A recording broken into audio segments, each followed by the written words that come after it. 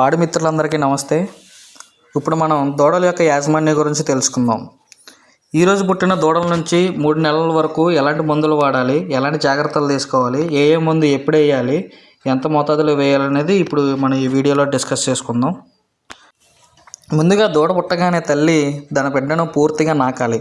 ఇలా నాకడం వల్ల ఏంటంటే తల్లి బిడ్డలకు అవినాభావ సంబంధం అనేది ఏర్పడుతుంది. ఇలా ఏర్పడడం వల్ల తల్లి తన బిడ్డను మర్చిపోకుండా ఉంటుంది. అలాగే తర్వాత దూడ పుట్టిన గంటలోపు దూడకు మురుపాలను పట్టించాలి. చాలామంది ఏంటంటే గేదె మాయేయలేదు, దాని తల్లి మాయేసాక పట్టిస్తాం, ఇలా చాలా రకాలుగా చెప్తుంటారు. కానీ అలా చేయకూడదు. దూడ పుట్టిన గంటలోపే పాలు పట్టించడం వల్ల తన యొక్క ప్రేగులు ఫ్రెష్గా ఉండడం వల్ల ఈ జున్ను పాలు అనేవి త్వరగా అబ్జర్వ్ అవుతాయి బాడీలోకి.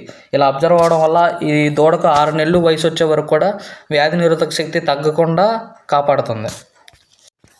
తర్వాత మనం మెయిన్గా చేయాల్సింది ఏంటంటే దూడ పుట్టిన 24 గంటలలోపు టీటీ వ్యాక్సిన్ ఖచ్చితంగా వేయించాలి. దీనివలన ఏంటంటే ధనుర్వాతం లాంటివి రాకుండా ఉంటుంది. నెక్స్ట్ 5th డేన విటమిన్ ఏ కానీ విటమిన్ AD3 ఇంజెక్షన్ కానీ ఇవ్వాలి. ఈ ఇంజెక్షన్ ఎందుకంటే దూడ యొక్క ఎదుగుదలకు అంటే బాడీ మెయింటెనెన్స్కు, బాడీ గ్రోత్కి ఉపయోగపడుతుంది అన్నమాట. అలాగే వ్యాధి నిరోధక శక్తి కూడా తగ్గకుండా కాపాడడానికి ఉపయోగపడుతుంది. దీని తర్వాత వెరీ ఇంపార్టెంట్ ఏంటంటే డీవార్మింగ్ అనమాట. ఇదేంటంటే దూడ పుట్టిన 7 నుంచి 10 రోజుల లోపల ఖచ్చితంగా డీవార్మింగ్ అనేది వేసేయాలి.